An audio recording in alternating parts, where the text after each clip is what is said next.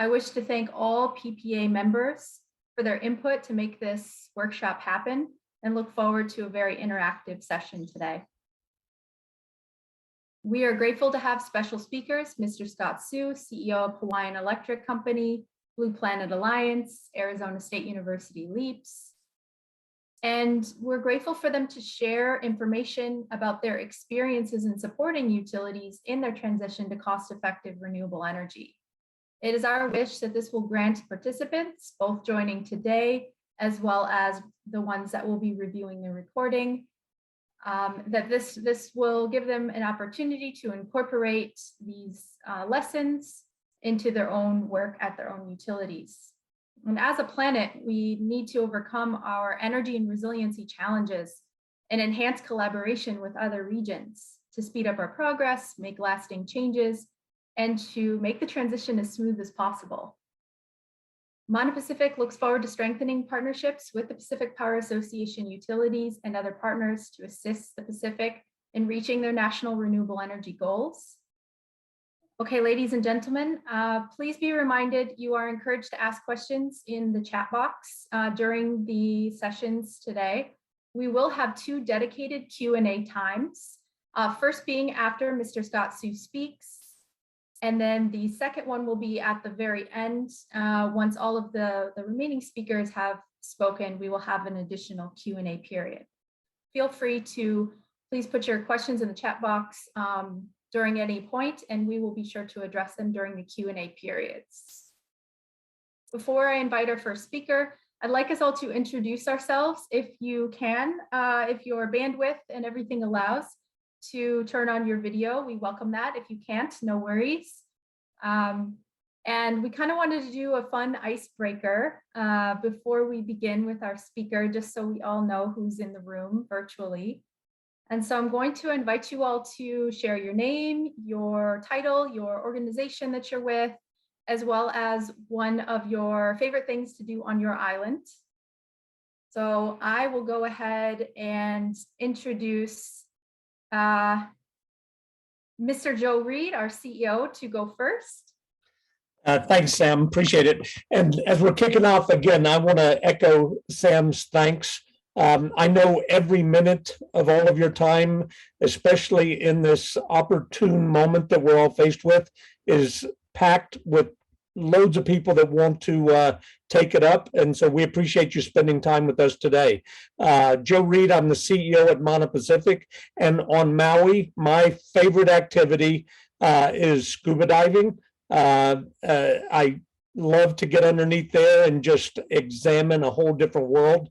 And I'm going to pass it over to Hank, because I can see he's already figured out what his favorite thing is to do. Go ahead, Hank. Hank Rodgers, founder of both the Blue Planet Foundation and the Blue Planet Alliance, working to end the use of carbon-based fuel.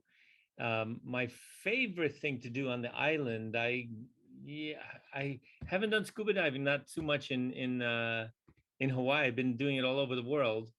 Well, I guess my favorite thing to do in Hawaii is to spend time at my ranch on the Big Island, coming up with new ideas.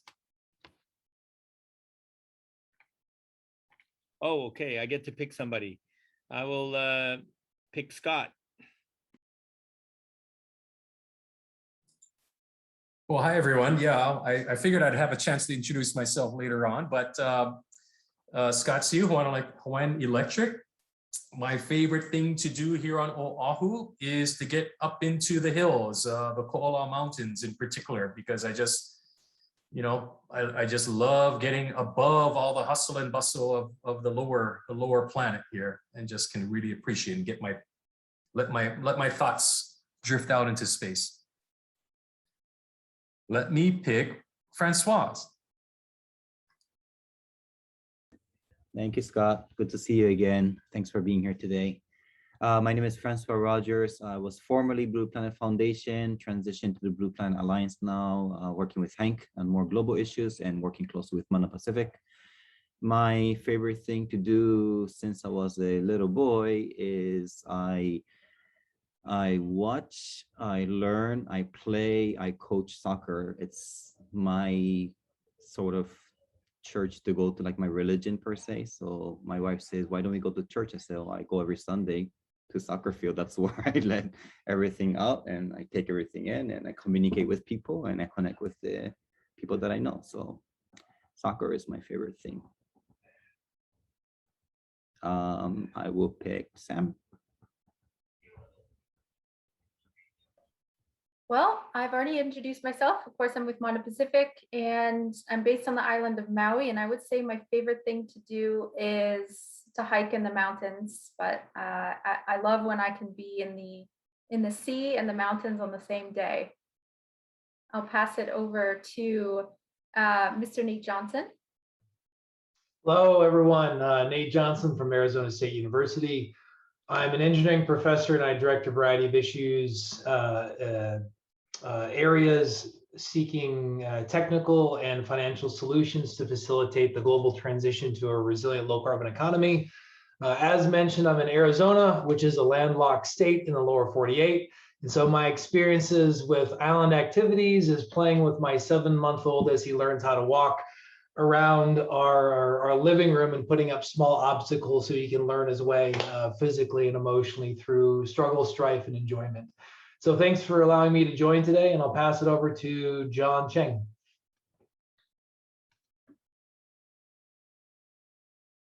Hi everybody, sorry, this is John. I'm from YAP Utilities. If you're not familiar with YAP, YAP is a small island really close to Guam. Our CEO couldn't join us today. I think he has another call, so I'm just sitting in. I'm from the engineering department. I'll be just listening in and learning a lot of new stuff from you guys, and I appreciate the invitation. My favorite thing to do is for now is fishing, but yeah, we'll see with the climate change, so we'll see how that goes in the future. All right, so I'll pass this on to Nauru Utilities.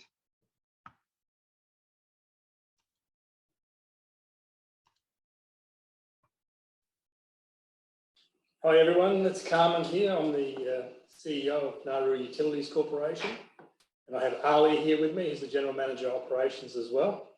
If you don't know Nauru, Nauru is a very small island. It's about 21 kilometres around, so you can go clockwise or anti-clockwise. It's still 21 kilometres. There's nowhere else to go. But we're surrounded by a massive ocean, which has got plenty of fish. So your favourite pastime is either fishing or food. I don't fish personally because one, I'm a vegetarian, and two, I can't swim. So I don't go out in the big blue ocean. I stick to the land. So most times we either work or we enjoy the food that's around. So that's us. Who do I pass it on to? Anyone that's left? Yes, how about Mr. Petit? Federic Petit? Well, Vanuatu, yeah. And thank you so much. I'm a vegetarian as well.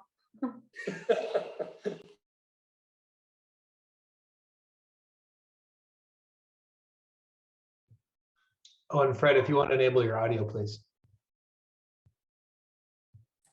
I'm so stupid after all those times spent on Zoom and so on. I'm still hanged up. Fred Petit, I'm the Director of Development for UNELCO in Vanuatu. UNELCO is the utility for power and water for the island of Efate. Well, as a decent French guy, I spend most of my time, well, cooking. Not fishing, but cooking is really nice for me. Thank you. We're coming over. Yes, please. I think lastly, we have Mr. Arana, Mr. Kia Arana.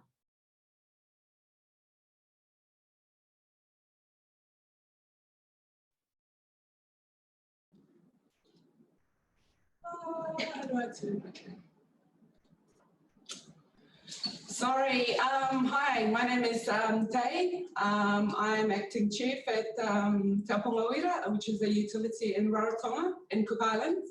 And I have my CEO, Leslie Katoa, and along with our finance manager, Nick Carter. I guess for us, you know, we like to have a good time and enjoy our lagoon. And, you know, we're just grateful that we are thankful for our COVID-free status at the moment. So that's us. Thank you so much. Absolutely. And I would like to introduce my teammates, Bryce and Oya as well. And then we will get started with Mr. Su's presentation discussion.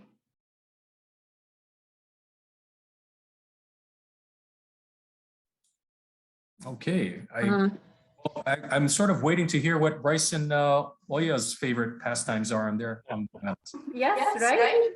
Yeah, aloha everyone. Thank you so much for participating. Well, just like Sam, I guess I am more of a mountain person. So my favorite thing is to hike at the Iao Valley, love the streams, and it's a very special place all around. Looking forward to this webinar for sure. Bryce, your turn. Hello, everyone. My name is Bryce Barbier. I'm an analyst at Mono Pacific. I was actually born and raised on Maui, and so you'd think that I'd like the water a lot, but like Scott, Sam, and Olia, I do kind of stick to the land. I like the mountains. I like to hike up in West Maui. So that's me. Thank you so much. Thank you so much all for the fun introductions. It's good to get you to know you all a little bit better. Without further ado, I am pleased to introduce Mr. Scott Su, CEO of the Hawaiian Electric Company. Mr. Su will discuss how Hawaii is transitioning to cost-effective renewable energy and share lessons learned. Mr. Su, I hereby welcome you to begin your talk. Thank you, Samantha. And for just time check purposes, about when do you want me to wrap up so that we can allow Nate to speak about ASU things? If we could please start the Q&A period no later than 2:50, that would help a lot. Okay, that's plenty of time. Yeah, well, aloha everyone. And, you know, I opted not to do the obligatory PowerPoint presentation for you. I figured that, you know, we really would, you know, rather have a dialogue here. You know, some of you folks on the call, Hank, Francois, have been along in Hawaii's journey to renewable energy for quite a while. And so the way that I wanted to sort of lay out my thoughts were to sort of trace back some of the story, how we got to where we are today. And along the way, of course, talk a bit about the motivators behind what I was experiencing at Hawaiian Electric and what the company was experiencing. Hank, Francois, you folks feel free to fill in your own commentary about what was happening from your perspectives at the same time, because like I said, you know, even though Hawaii, we've got, what's our population today? 1.3 million, something like that, probably getting closer to 1.5 in a few years. In the energy space, believe it or not, we are still a relatively small family of stakeholders. It's growing, obviously, because we like to think that every one of us on this island is a stakeholder, but over the course of time, it hasn't always been that way. So bear with me as I sort of walk through the journey. A little bit of background about myself. I've been at Hawaiian Electric now for 28 years. I'm trained as an engineer. My first job at the company was actually in the environmental group here. So that was back in 1993. Back in those days, Hawaiian Electric, pretty traditional electric company. We were tracking usage of electricity on all of our islands. And by the way, we serve all of the islands in the state of Hawaii with the exception of Kauai. So that essentially represents about 95% of the state of Hawaii's population. Oahu, Maui, Hawaii Island, Molokai, and Lanai. Like I said, back in 1993, traditional electric company, our engineers and planners would track electric usage. They would forecast when we needed to add new generation to serve the load. We would also be working with the developers of homes and subdivisions and extend our transmission system, distribution system, and so on.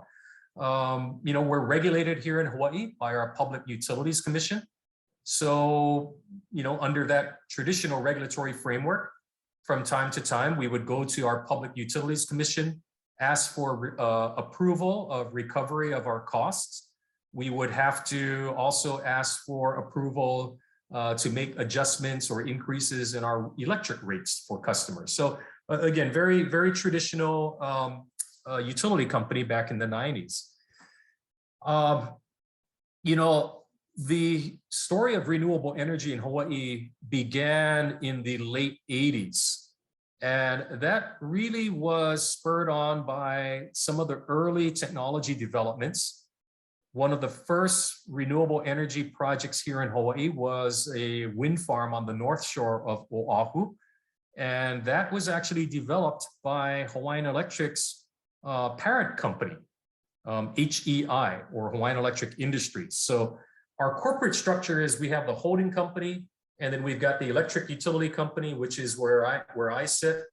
And then we have sister companies doing other businesses. For example, we also have a bank that's a sister company to Hawaiian Electric. But back in those days, it was the first forays, I'd say, into what was called alternate energy back then. Some early wind farm development on Oahu. Geothermal was just in its start here in Hawaii as well. Some of the work supported by the University of Hawaii, HEI, and it wasn't until the late 80s, early 90s that you started to see some of those projects get into a slightly larger scale. But at the electric company, we would, in the early stages, we were purchasers of that renewable energy.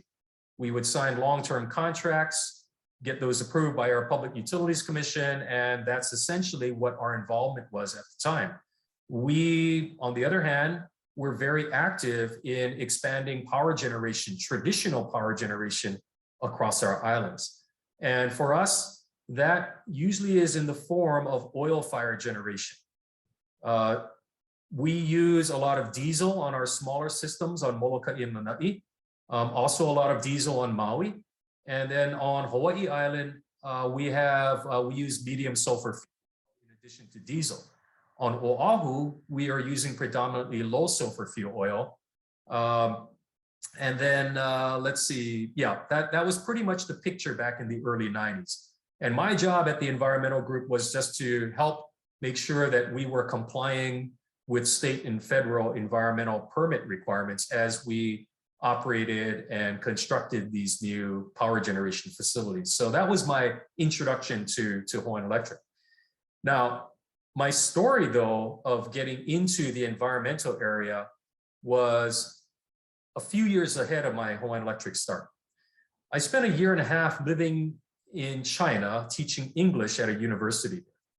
Again, trained as an engineer, didn't quite know what I wanted to do with that engineering background.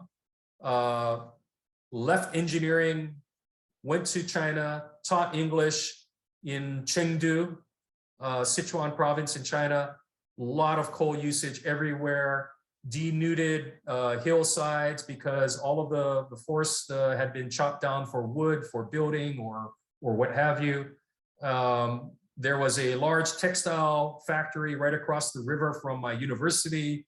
And depending on the particular colors that they were using in a given day, that's what the color of the river was. So that was sort of my inspiration to somehow get back into the area of doing something for the environment. Now, the first job out at Hawaiian Electric was building power plants, but at least trying to do what I could to make sure that we were in compliance with state and federal requirements. Fast forward to, by the late 90s, early 2000s. I would say that in Hawaii, there was a growing awareness that we had to start changing our mindset about power generation and energy. There was, I would say, a growing activism in the community about power plants in people's backyards. There had already been activism even with respect to the very first geothermal power plant on Hawaii Island. And you know, I am part Native Hawaiian myself, so I could certainly appreciate some of the cultural issues and the cultural concerns with respect to certain types of power generation, and including geothermal. In the early 2000s, Hawaii adopted its first renewable portfolio standard, or RPS law. And by today's standards, it was quite modest. I think the very, very first RPS set forth targets of achieving something like something on the order of like a 10% renewable portfolio standard. So, you know, very modest first beginnings here in Hawaii. I also recall in the early 2000s, Hawaii adopted a law where the utility company was required to offer rooftop solar programs, what we refer to as net energy metering. So some of you may be aware of how a net metering solar program works. Essentially, a customer is allowed to put a solar system on their rooftop behind their meter. What we would see back then in those old days of the mechanical meters is that the meter would actually spin backwards when that rooftop solar system was producing enough energy more than the house would consume. So that's when it would be pushing some electricity back onto our power system. So those are the early, Hawaii's first steps, right? Some early geothermal, early wind development, and early RPS law in the early 2000s, and a rooftop solar requirement also built into the Hawaii law. We at Hawaiian Electric, like many companies, were still probably had more questions than answers about what the future of renewable energy would be in our islands. As you know, trained as traditional engineers, utility system planners, we were predominantly focused on making sure that electricity was reliable and as cost-effective as possible. So as many of you know now, back then in the early stages, costs were higher for many of the renewable technologies compared to where they are today. The first net metering customer, believe it or not, was a utility employee, a guy by the name of Andy Keith, who actually worked in my environmental department. And I still remember a conversation I had with Andy, and he said, yeah, you know, Scott, I know this stuff just doesn't pencil out, doesn't make any sense. But I love to tinker with this stuff. I think it's going to do something in the future, and I just want to, you know, be one of the first to sign up. So I remember telling Andy, more power to you. Go for it. Try it. Tell me what you think about it. So in those early days, Andy's rooftop solar system was pretty much the only thing we had to take a photo of. And I remember on our early materials as a company, here's a photo of a rooftop solar system overlooking Kaneohe Bay. And I happen to know that's Andy Keith's rooftop. So those were the early stages. It really, rooftop solar hadn't hit the sweet spot yet. It wasn't until, of course, fast forward again, 2008. As we all know, financial crisis, oil prices, you know, really starting to be a lot higher, driving the cost of our normal electricity higher than anybody had experienced before. The state of Hawaii, I can't recall the specific year, but the state of Hawaii adopted a more generous state investment tax credit for our renewable energy, which was additive to the federal government's tax credit for renewables. So at that point, the total between the federal and the state investment tax credits were 65% as an investment tax credit. Now, we still had some issues at the electric company because, as you can imagine, in a traditional electric utility structure, if your customers start to produce their own electricity, that reduces your sales. which means that financially can harm the electric company. And that's one of the biggest impediments for why traditional electric companies would, whoa, hold on now, we have a problem with this. So in 2008, there were very high-level discussions between our policymakers here in the state of Hawaii, including the governor of Hawaii at the time, Governor Linda Lingo. And there was growing support coming from the United States government towards providing what I would call analytical research. So our federal government Department of Energy provided a couple of folks on loan to the state of Hawaii government to serve as policy advisors as well as some technology advisors. We at Hawaiian Electric Company ended up negotiating and signing an agreement with the state of Hawaii, where we essentially said, we will support a much more aggressive RPS of hitting 40% renewable energy by 2030, provided that the state of Hawaii, with its federal support, will work with us to try and figure out some of the key technical challenges that we would expect to see here in the islands. We also teed up that as part of this agreement, the state of Hawaii would support a change to how we are regulated and how we recover money. And recall what I said, when a customer generates their own electricity, that would financially harm the electric company under a traditional structure. We went through a process that we call decoupling. And what decoupling does is essentially it says, okay, electric company, what's it going to take to run your system? That is the amount that you are able to recover from your customers. And if over the course of a given year, you need to do a true up the following year because you haven't collected enough money to cover the costs, then you will be allowed to do a true up. Now, on the other hand, if, for example, hot weather, we sell more electricity than is required, we will still do a true up, but in this case, we would actually refund money back to customers. So by going through this change in the regulatory structure, it made our company basically agnostic, if not supportive, of when a customer wanted to produce their own electricity from renewable energy sources like rooftop solar. It also made us agnostic if a customer wanted to deploy energy efficiency or conservation measures, right? So if they actually wanted to just reduce how much electricity they're using.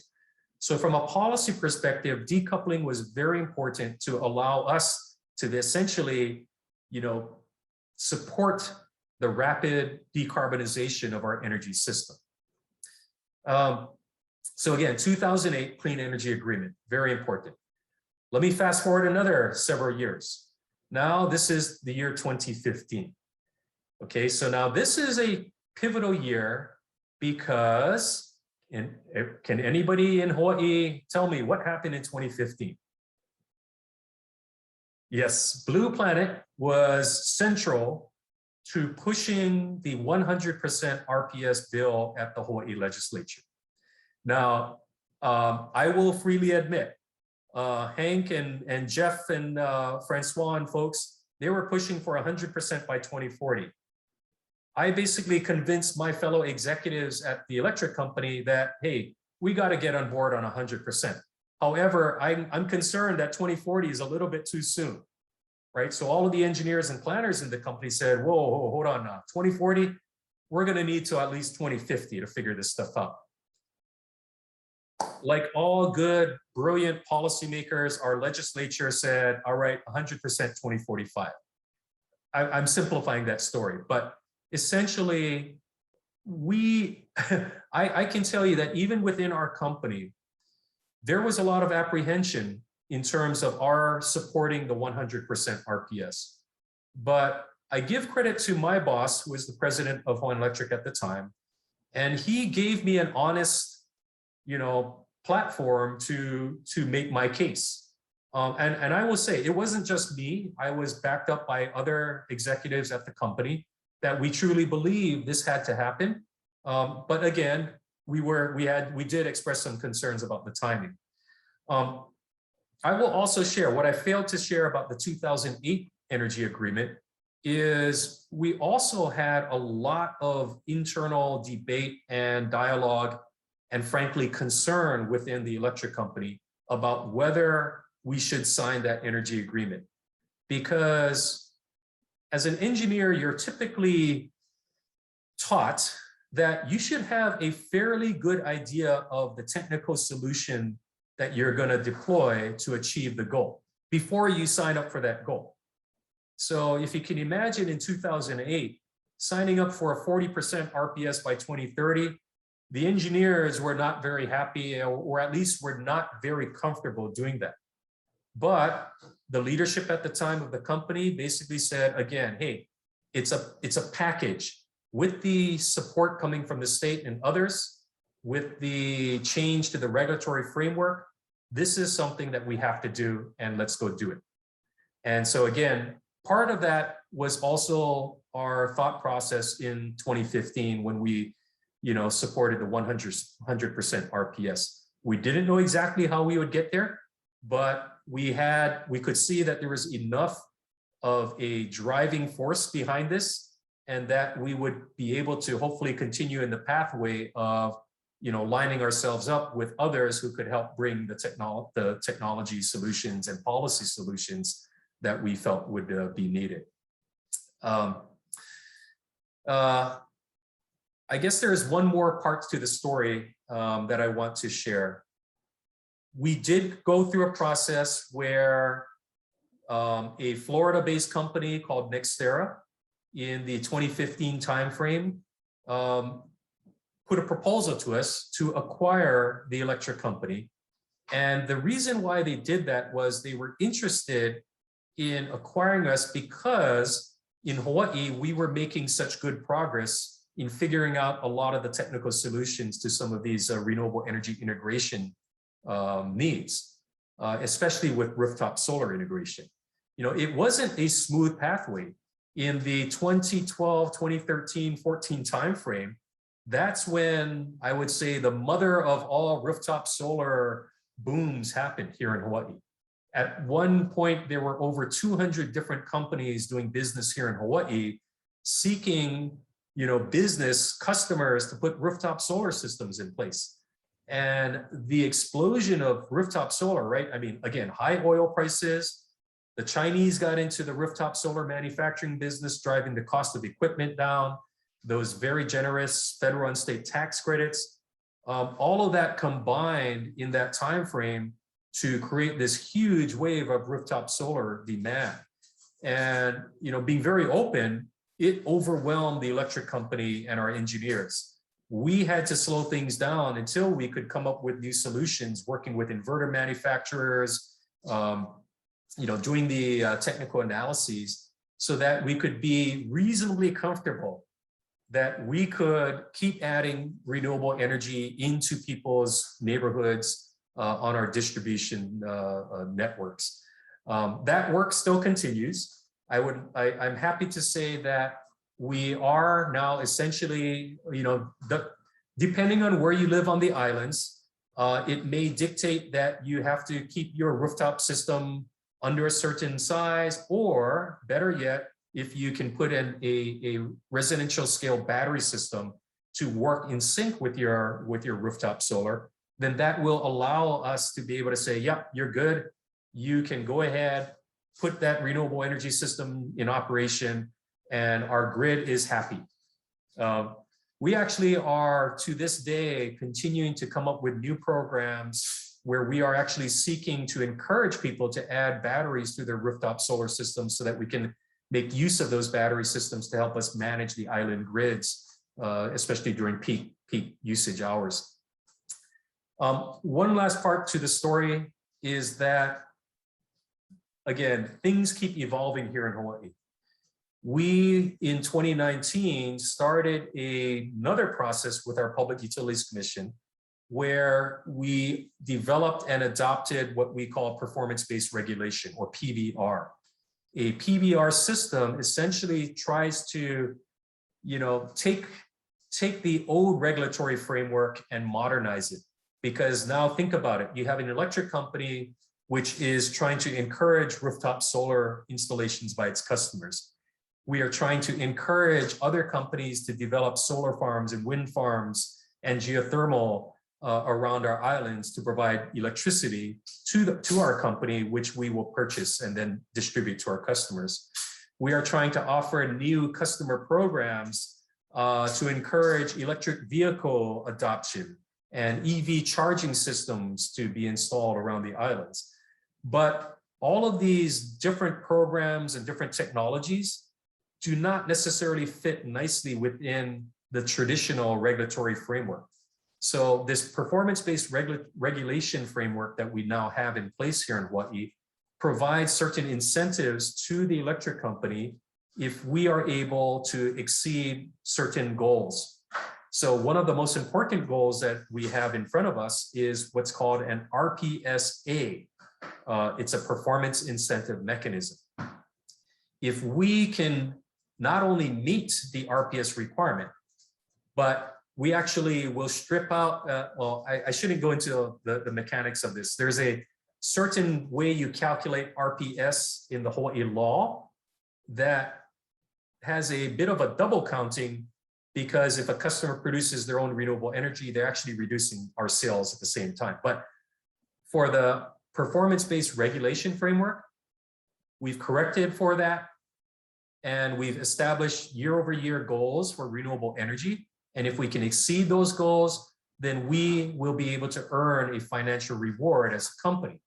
And it's based on so many dollars per megawatt hour of renewables that we exceed that goal. We also have incentive goals now for how well we exceed customer satisfaction or customer service benchmarks. We have a performance incentive mechanism for how quickly we can connect rooftop solar systems to our grids. We have a performance incentive mechanism in the form of a penalty if we do not maintain certain levels of reliability for our customers. So those are just a few of the, there's a more exhaustive list that I can provide you links on our website.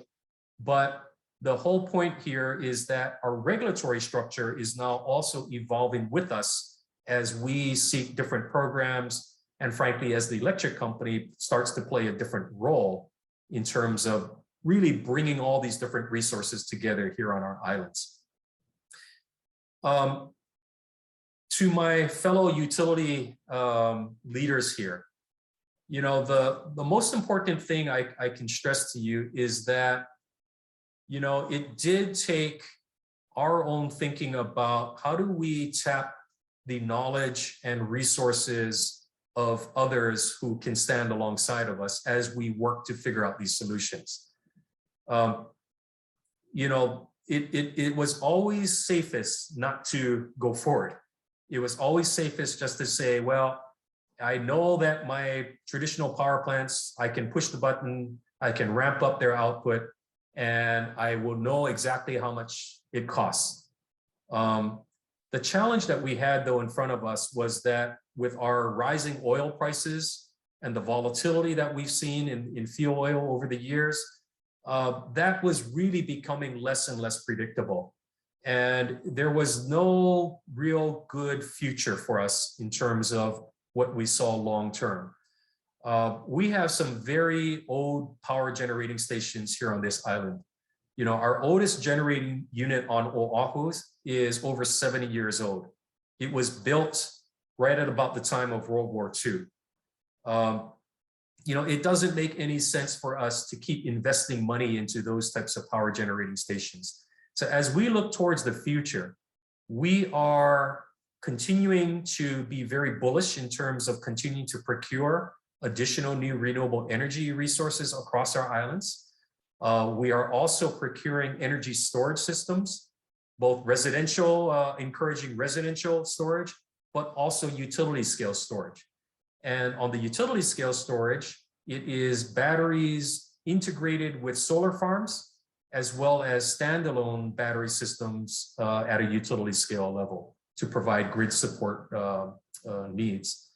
We are, one of the reasons why we are able to make the case for doing a lot of these investments is because are the benchmark of where we started from, oil-fired, fossil fuel-based energy, the costs are already very high. So as we were able to look at these different alternatives of how we generate renewable energy, integrate energy storage into our system, it makes sense. And again, you can understand that there's less volatility once you are able to convert to the renewable energy and energy storage systems. Trying to think if there's anything else that I left off of my general story. We still have our work ahead of us, right? As of we are going to project that by the end of this year, under the RPS way of doing things, the RPS law, we will be at roughly about 38% RPS at the end of this year. Last year, we achieved 34.5%. Now, granted, last year was a COVID year, our sales were down, so that probably gave us a bonus of about 2% on the RPS. But this year, our sales have come back, not quite exactly pre-COVID levels, but the impact of COVID on our overall sales is relatively small compared to last year. And like I said, we'll be at about 38% RPS. Not bad, considering we had so much internal debate about whether or not we should support a 40% by 2030 RPS not that long ago. I know that Hank is always saying, you know, it's not 2045, it's got to be sooner than that. I agree with that. We're going to press forward as aggressively as we can. We recently announced as a company that we are going to hit a 70% carbon reduction goal by 2030, based off of 2005 levels, right? You know, that's the consistent metric that everybody's been talking about in terms of nationally determined contributions and so on. We feel good about that because it's building on actual projects and actual programs that we have either already done here in Hawaii or are in the stages in progress. So it's not just a aspirational 70% reduction number that we've thrown out there. It's actually based on real work and real plans. Nothing's guaranteed. So we actually absolutely still need to keep pressing forward with you know, additional procurements, additional and so on. I'm going to end my comments there. Allow time for Q&A. And Hank and Francois, sorry, I never gave you a word edgewise, but now feel free to jump in here. I have a question. So if it's not secret, how much do you pay per kilowatt hour for oil, coal, wind, solar, and geothermal? I won't be able to answer that question off the top of my head, but I can tell you that probably the best way for me to respond to that is our most recent power purchase contracts for solar are down in, just call it the 10 cent, 11 cent per kilowatt hour range. And that includes battery storage. So, I mean, think it wasn't that long ago that we were signing contracts for just pure solar at, you know, 17, 18 cents per kilowatt hour. And actually the very first contracts for some of our early wind farms were even higher than that. You know, talk 19 cents per kilowatt hour. We had a feed-in tariff program that we launched in about the 2011 timeframe, I think, where, yeah, we had pricing in our feed-in tariff that is, you know, higher, closer to 20 cents per kilowatt hour. But again, compare that to, it's really come down, cut in half. Oil is higher. You know, last year, of course, oil prices came way down because of COVID, but I consider that an artificial temporary, and for sure, year over year, our oil prices are this year compared to last year about 15% higher, right? So it's come back. So hopefully that is good enough of an answer, Hank. But I could always, you know, probably give you some benchmark information later on. Yeah, in my ignorance, when I travel, I talk about what the situation is in Hawaii, and And I don't know where I got this number, but I say 22 cents per kilowatt hour for oil, and somewhere around 10 cents per kilowatt hour for the other renewables. And geothermal is even cheaper, isn't it? They don't actually need batteries because they're 24/7. So it's even better solution. It's a struggle. Anyway, there we go. Yep. Somebody else question, please. With his hand. Yes. Yes. Thank you so much, Mr. Scott-Sue. I'd like to welcome questions from the audience.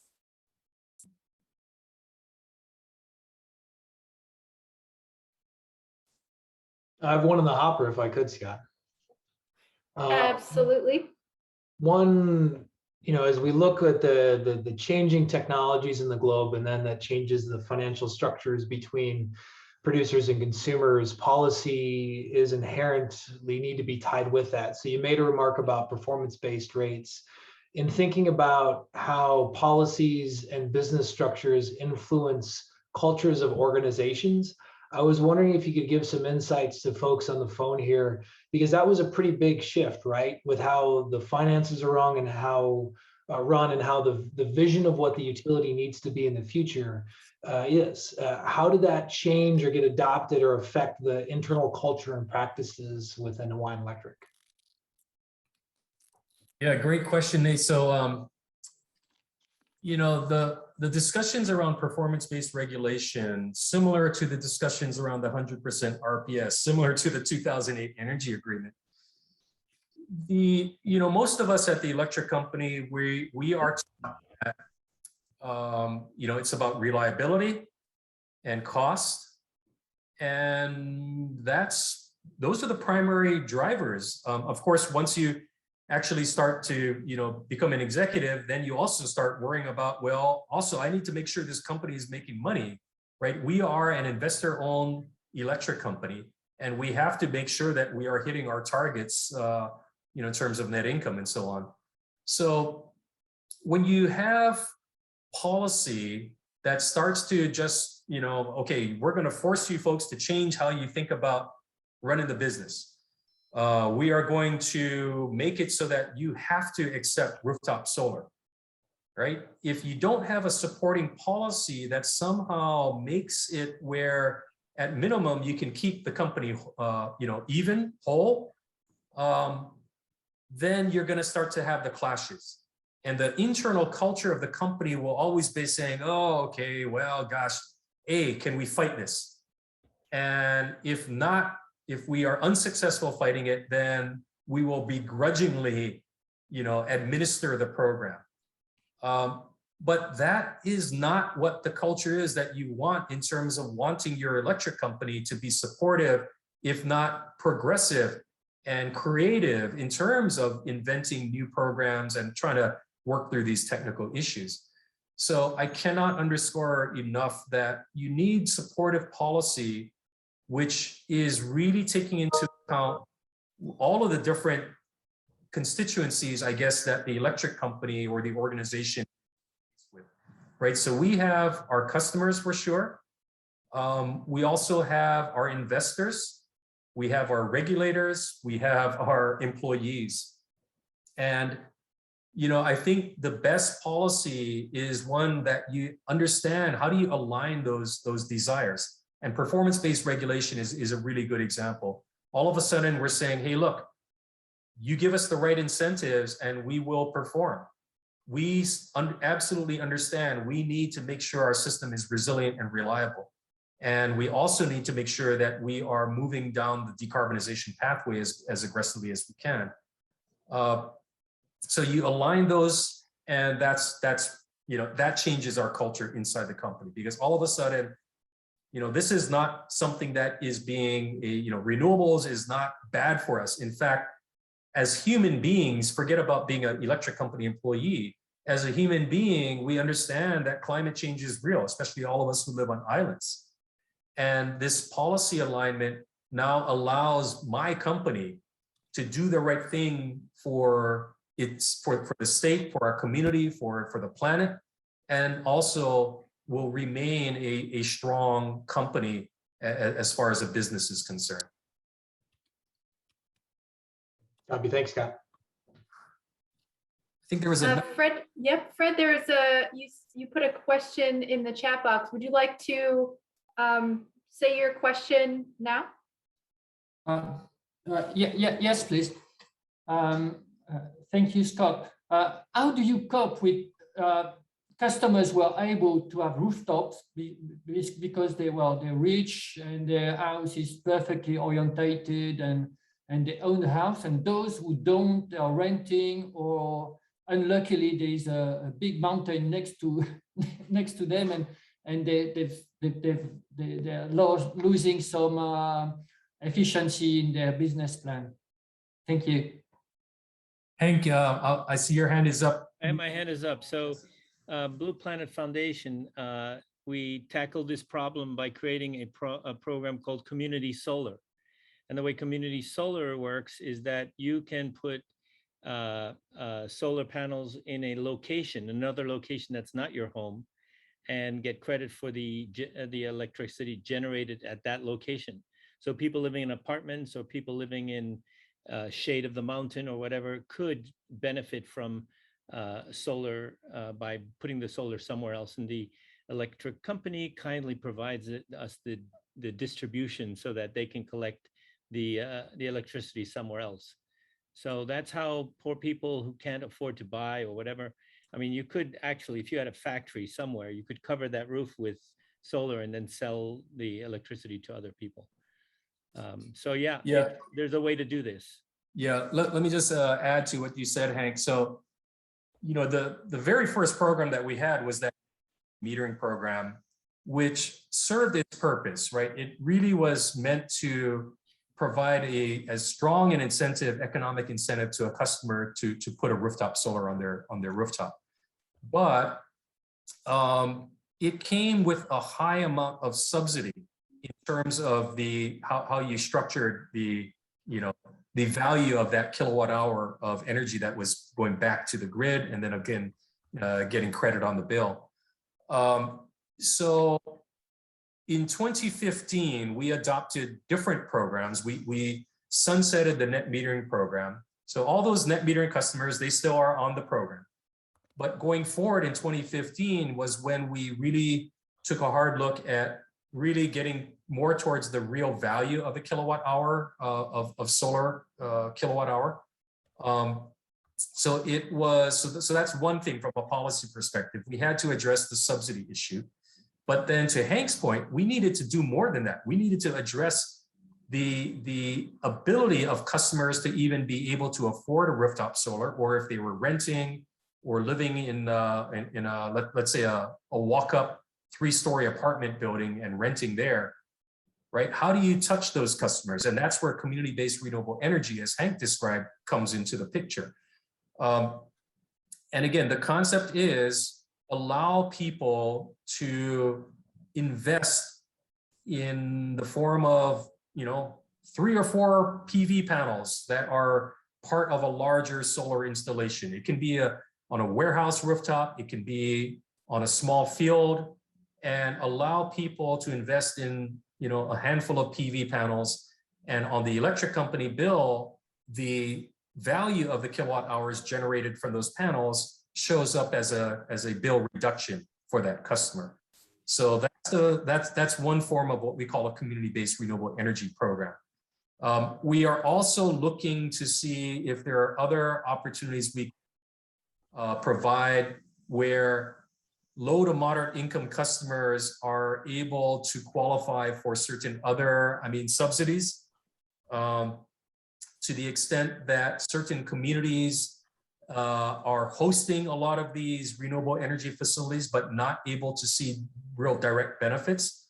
We absolutely are starting conversations, including with policymakers, about community benefits or rate discounts for those host communities. And it is a very real issue. We haven't solved everything yet, but the equity issues are very real. And I think that we'll continue to press forward on those. We have time for at least one more question, if any of the other utilities would like to ask a question at this time.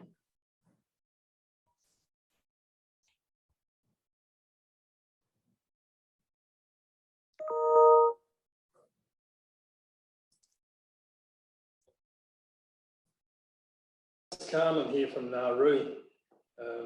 Just had a quick question about the technical side. With the energy mix that you have, you said that you had wind, solar. I'm not sure about any other sources of renewables, but how do you go about maintaining reliability and security of supply with the different types of sources of energy onto the grid? Do you have much in the way of issues around that? Yeah, that's an ongoing process, especially once you start to talk about 100% renewable energy. So I'll talk about Oahu as a good example. Right now, our peak load is about 1,200 megawatts, right? Evening peak. We have about 1,700 megawatts of nameplate firm generation capacity. The majority of that being our oil-fired power plants. And also, we still have a 180 megawatt coal plant here on Oahu. So as we have been looking towards the 100% energy future, our technical modelers are really trying to zero in on what is the minimum amount of firm generation that we need to make sure that we are able to support the resilience needs of the system, as in addition to reliability. And again, for those of you maybe a little less familiar, we think about our energy system needs from a reliability perspective, right? Day to day, making sure that we're always able to keep the load balanced with the generation. But then we also think about in terms of resilience. What happens when you have that hurricane or storm disrupt your fuel supply chain? What happens when you have extended weeks of rainy weather and your solar panels aren't able to charge your battery systems, right? So from that resilience perspective, we are arriving at a number of needing of roughly about 1,000 to 1,100 megawatts of nameplate firm generation capacity, even in a 100% renewable energy future. Now, what that means is, as we think about firm renewable energy, right, we need good sources of inexpensive, low carbon or zero carbon biofuels or other types of resources. We want to expand the geothermal generation on Hawaii Island. We want to be able to, use the more expensive fuels as minimally as possible, but yet still have the generation available if we need it. So right now we are working through these different scenarios where we are able to bring on additional firm renewable energy generation, even as we continue to bring on more solar and wind. And of course, energy storage is also playing a key role to also provide capacity as well as reliability benefits. So long, convoluted answer. The simple answer is we need all of the above. We need all these different types of a broad array of resources in our portfolio. Because if there's one thing we've learned, we cannot only rely on having, solar and batteries in 100% future. We will still need to have some diversity of other resources online. But Thank you. Decarbonized. Thank you so much, Mr. Sue, for your generosity, your time, and sharing the Hawaii story. It's such an inspiration, and really appreciate your time overall. Unfortunately, we do have to move on to the next speaker, but if there are any remaining questions for Mr. Sue, feel free to send them in the chat box and we will route them to his team. I understand you might have another obligation. You're welcome to stay on for the duration of the next 30 minutes, but if you have to hop off, we are so thankful for your time today. Yeah, thank you. And I apologize, I will drop off, but our journey is no secret. Our Hawaiian Electric website provides a lot of good information, high-level information. And certainly if after looking through that, you have more specific questions, happy to provide some further dialogue.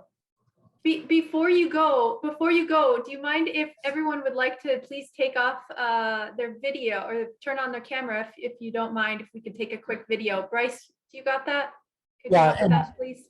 While they're turning on their video, I want to take a quick minute to thank Scott for pointing out the collaborative partnership that it takes to really make this happen.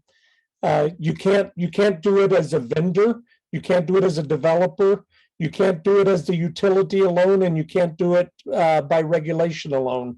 It takes a partnership. And Scott, I think you illustrated that probably better than I've heard anywhere online, since I've been here. And I'm glad to be working with you, at least in Hawaii. All right, everybody smile.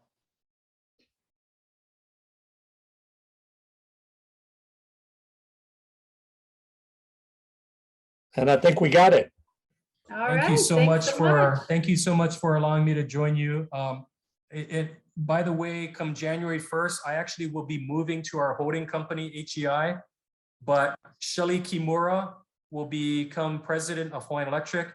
And, I can tell you, Shelly and I have worked together here at Hawaiian Electric for years. She has been a key part of, just helping me develop this overall strategy for decarbonization. So it will be seamless, and I'm not going too far. And if anything, I'll be able to think about decarbonization from an even broader perspective at HEI. So again, thank you for having me. Hank, thank you for inviting me to participate. Really, I'm so thrilled to be part of this. Thank you, Scott. Thank you so much, Scott. You, Scott. Thanks. Take care, everyone. Thank you so much. All right, so next up we have Mr. Hank Rodgers, founder of both Blue Planet Foundation and Blue Planet Alliance.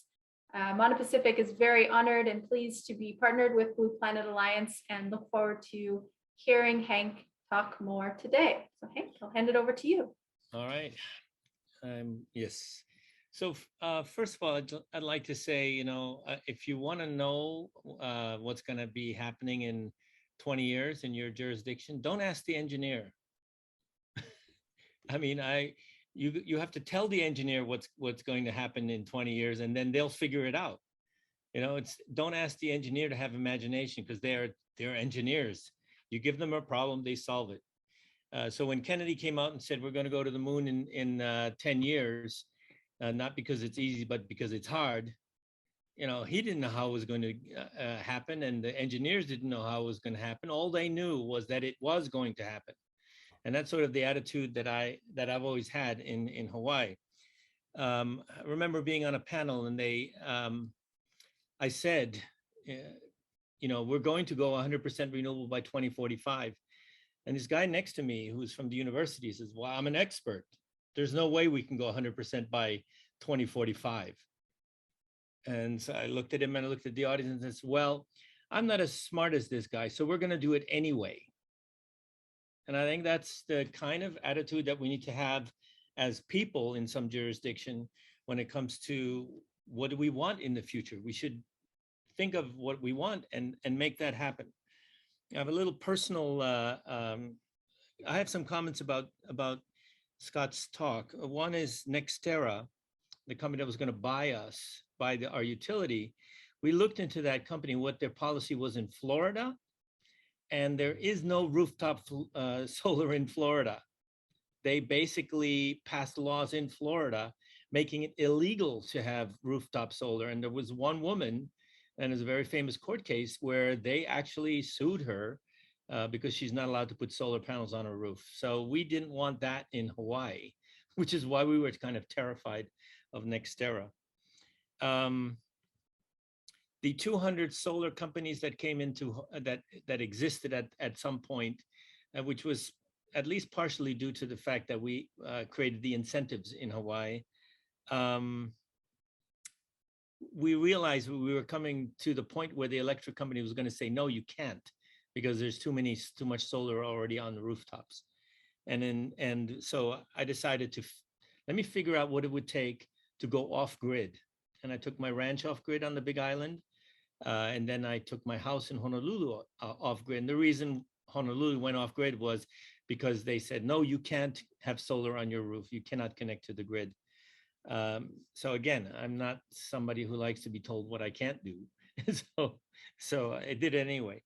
Well, let me backtrack a little bit. How did I get to, because my background is I'm a computer game designer, entrepreneur. I've run companies in the computer entertainment side forever, of 30 years, okay? I sold a company for a lot of money, enough money so I didn't have to work anymore. And a month later, I found myself in the back of an ambulance with 100% blockage of the widowmaker, which is the largest artery in your heart. And I knew I was dying. And I said, no, I'm not going. I still have stuff to do in that ambulance. And obviously I survived. I have 2 stents. It's no problem. The doctor says, don't change your diet. Don't change your exercise. You're fine. That was just an accident. Okay, so I took his word. But I said, well, I have stuff to do. And so then I got thinking about stuff. What was it that was going to upset me if I didn't do something about it before I died? And I found in the back of the newspaper, there was an article that says, oh, by the way, we're going to kill all the coral in the world by the end of the century. All the coral in the world. And this was because of ocean acidification, which is caused by carbon dioxide going into the ocean.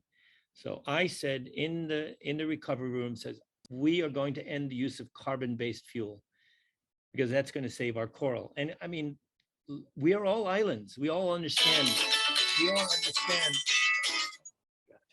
We all understand how important coral is. So basically, I started a foundation in Hawaii called the Blue Planet Foundation to end the use of carbon-based fuel in Hawaii.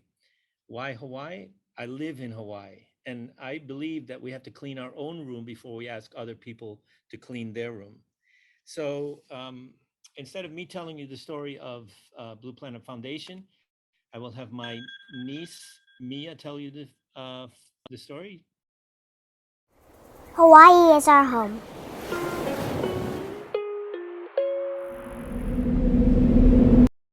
But our home is changing. Breaking news on Kauai tonight, devastating flooding. Widespread damage, homes on the verge of collapsing. The world is changing. The largest wildfires in the state of California. Tonight, the rain is over, but the disaster is not. I worry sometimes when I think about my future. What will it be like when I grow up? Would it be like what my parents remember? Climate change scares me. But we know that it doesn't have to be this way. We can change. That's why I'm grateful for Blue Planet Foundation. For the past 10 years, Blue Planet has been leading the way for clean energy. They think if we can do it in Hawaii, we can show the entire world what a clean energy future looks like. They brought together hundreds of students just like me to be a part of the change. Say now, win! All right, now everybody get your signs. Everybody get together, make your voice heard, make your future happen. They joined their families and neighbors to draw the line on climate change. Our voices really matter, and us being here today is showing something and showcasing to the world that we really care about this issue and we want to take a stand. And in 2015, their efforts paid off when Hawaii passed our country's first 100% renewable energy law. It's nice to know when I grow up, all our energy will come from clean sources. And now Blue Planet is growing. The Repower Project is working to bring Hawaii's 100% renewable energy law to other states. Now Blue Planet is active every day, making this change happen. They are in our classrooms and in our communities. We still have a long way to go. We have a lot of work to do. I'm excited about the new future we are creating. We can help solve our climate crisis, starting in Hawaii, and we'll inspire the world. But we can't do it alone. Will you help? For my future,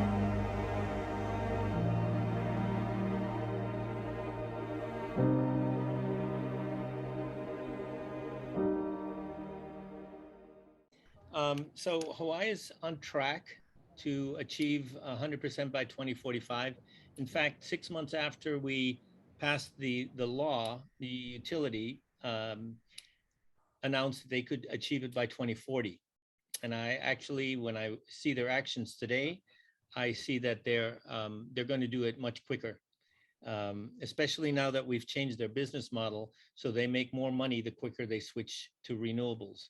And that's, I think, a key issue is to create a business environment for utilities so they can actually profit from the change to renewable energy. The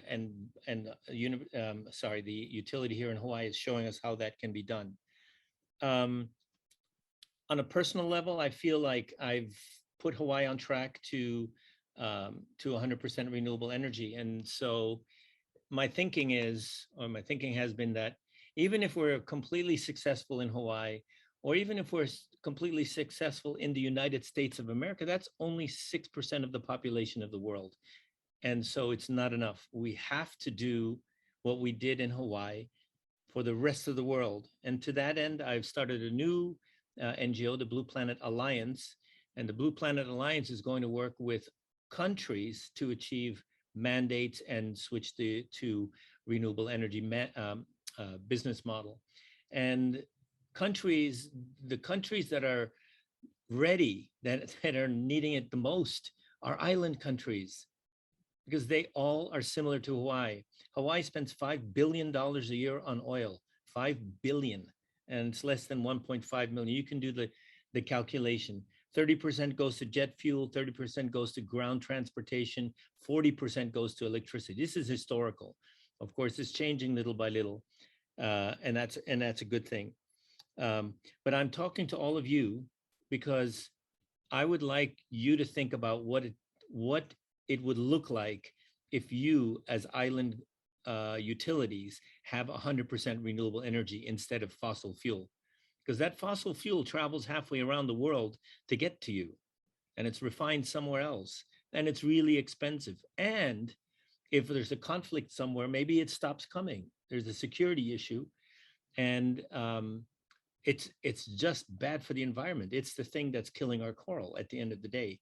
So I hope to help all countries achieve their mandates, and then figure out with you, with your engineers, with your utilities, how we can switch to renewable energy and make more money at the same time,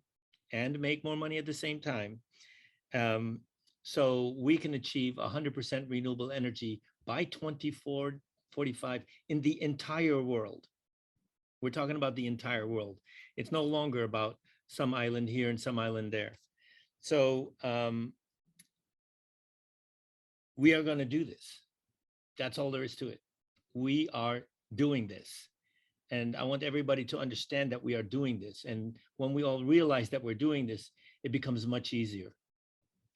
It's not that hard. We can do this, and we are doing this. Thank you very much. Thank you so much, Hank, for that inspiring talk and emphasizing the we-ness and the cost effectiveness. I'm going to hand it over to our CEO, Mr. Joe Reed, to talk about Mono Pacific. And then lastly, we will have Dr. Nate Johnson speak at ASU. And I'll be very brief, but I want to start by one thing Hank said there, how to make more money. You know, you hate to say it, but if you can't make more money doing it, you're going to continue to have a little bit of friction. And so a part of why we took on the South Pacific is because of this concept that we have called the Moana Pledge. In the chat box, I'm putting a link where you can go read our third-party certification of the Moana Pledge as a solar impulse certified solution. So that will save time in me trying to tell you how great it is. You can listen to what someone else says about us. But in short, the amount of demand that's on the islands and the risk of getting to the islands makes it naturally a lot harder to build a renewable energy plant in Vanuatu or Palau, more so than in Honolulu. Okay, Scott talked about what they're doing in Honolulu, it's relatively easy in Honolulu when you got 1 million people's worth of energy demand. It's not so easy when you've only got 75,000 people's worth of energy demand. So what Moana Pacific is doing with the Moana Pledge is we're aggregating the demand to make it more attractive for the developers and the vendors of the systems, whether they be micro hydro, waste to energy, solar, wind, whatever the system might be. And at the same time, we put them into a portfolio of projects that makes it easier to find the aggressive project financing to drive the price of the project down to the kind of numbers that you heard Scott talk about, 8 to 10 cents a kilowatt hour for the cost of the energy in a PPA. And we'll tell you more about how we're doing it as we continue to work. But many of you have already participated in our listening sessions the first part of this year. And we're taking the feedback we got from you to go out and build this platform. We recognize that with COVID and with some of the other challenges, it's hard to get to each of your locations. So we're building an online development accelerator engine to bring this marketplace together online, to bring in the project finance, the projects, the suppliers, all of that online so that you can do the business there and we can come close and do the pledges with each of the countries like we're going to do with Palau at the Our Oceans Conference in February. And we'd like to congratulate Palau for taking the lead role with the Our Oceans Conference to try to help everyone get the ball started faster than what COP26 results will yield. And with that, I'm going to turn it over to Nate, give Nate some time before we have to call it quits. Perfect. Thanks, Joe. I got a passenger with me today. It's that time of day. So good to be joining you. Hank Sneese provided some remarks. My little guy hasn't yet started to verbalize anything but some stray phonemes, so he won't be able to provide his lyrical mysticism and joy as Hank's family does today. But one thing that's been enjoyable to be at Arizona State and be part of the global transition to a renewables future is seeing exactly what Hank was mentioning. Is you have these community-led initiatives that are growing incrementally around the world to become what has rapidly become the most unifying global front that we've seen on any topic, at least in the recent history. COP26 and beyond, where you have leaders of each nation coming together for a common purpose and a common issue. And so seeing and looking at that global transition with Arizona State now having 25 megawatts of solar on-site, 25 megawatts of solar off-site. We've reached scope 1 and scope 2 emissions neutrality. What we couldn't offset directly was solar. We had some renewable energy credits bought offline, and on our way to also decarbonizing transportation, hopefully by 2035, but potentially earlier. And so one of the things that was important in that, and as I say this as an engineer, and as Hank said, you give an engineer a problem and they'll give you a solution, but we need to do more than that, of course, is more than engineering. We need to look at transformations in policy. We need to look at transformations in business models. How might training and capacity help alter and affect our change? How might networks and partnerships? And that's where the past 5 years, it's been rewarding for Arizona State, myself included in that, to be part of those dialogues and creating and leading to performance-based rates and supporting that dialogue and discussion across sentiments and categories and stakeholders that you would often think that might be an animosity, a utility losing some of its revenue, but that is the case only if you maintain the momentum of convention. And so by looking at those fundamental principles, by what could the utility be, what could the business model be, what could regulation be, it allowed us to actually create a future that facilitated renewables rather than slowed it down. And that is exactly what you heard from Scott. It's exactly what you heard from Hank. It's exactly what you heard from Joe. And any way that this network of folks here can help share from our experiences and help create that dynamic in your own nations and municipalities, that would be extremely, extremely rewarding to be able to do. An example of that, so in 2015, Hawaiian Electric partnered up with utilities in Indonesia and the ministry there on behalf of some USAID funding through the Energy Utility Partnership Program to provide support and data and advice between like utilities, island utility. And that program has about a 20-year history. Now, the United States Energy Association that founded that program on behalf of the United States Agency for International Development has recently expanded that. It's now a $40 million program, brought on Arizona State, brought on MK Advisors, a partner of Mana Pacific and other entities, to focus not only on providing knowledge transition and translation from similar utilities, peer utilities, but with the additional provision of knowledge networks, because we see solar storage, demand response, and more around the world cropping up and growing, but we don't have enough knowledge networks to share that information to facilitate this wave of change we're seeing. Thirdly is, how do you develop local innovation hubs?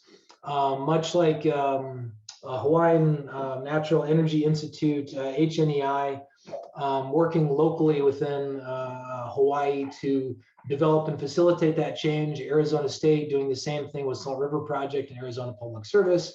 As just a quick statistic, they each have about 3,000 to 4,000 megawatts of wintertime peak load.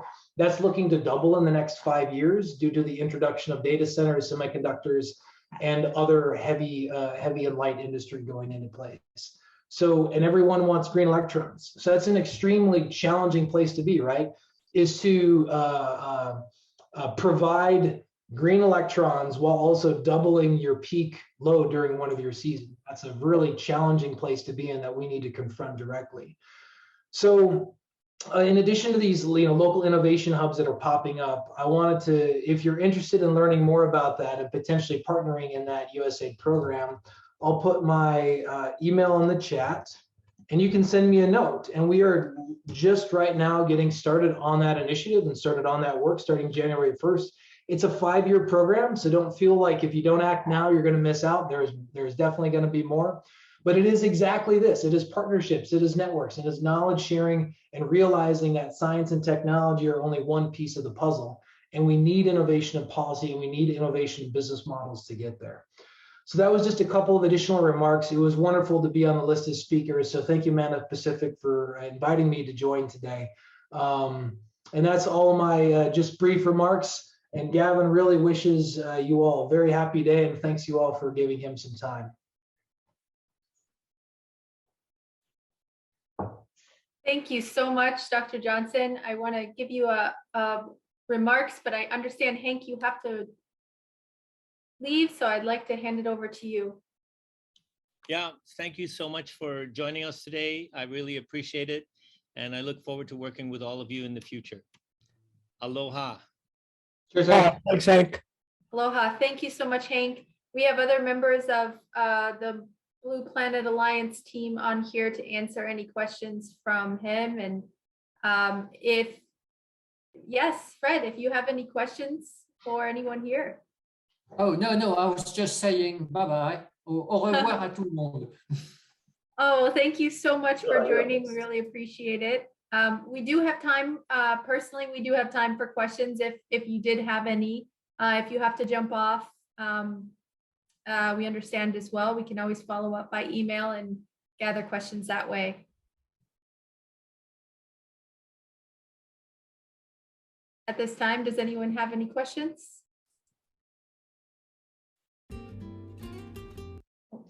No music. Yeah, Sam was getting ready to play the outtake music there already. But hey, Frederick, I wanted to thank you again for your participation today. You were in all of our listening sessions as well this past spring, and we really appreciate your input in helping us form our plans. And then just kind of a closing note, I tried to be brief to try to keep us on time, but we recognize the challenge of all of the islands in the South Pacific doing what sounded even challenging to Scott. You know, to try to get to 100% renewable energy at the same time that you're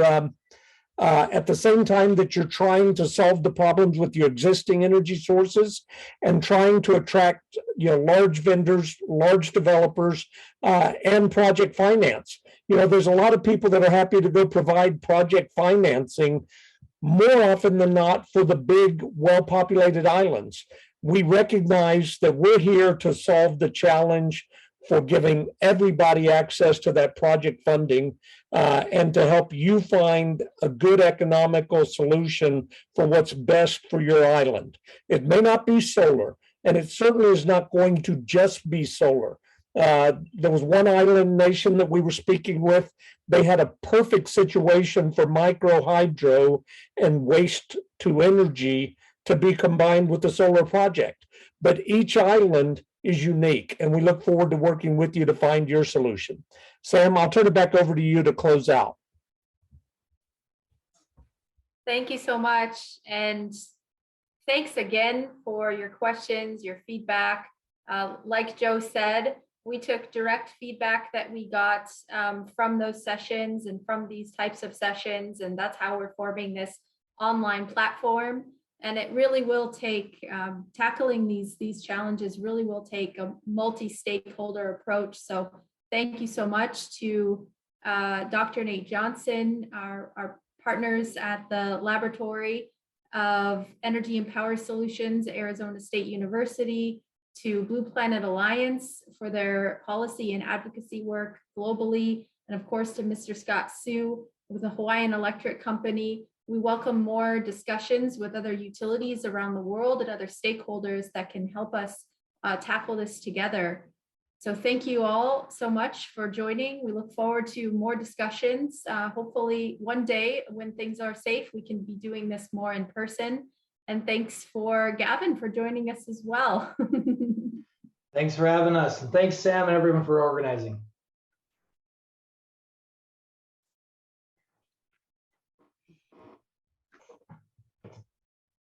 Bye now. Thanks so much. Good job, Sam. Goodbye.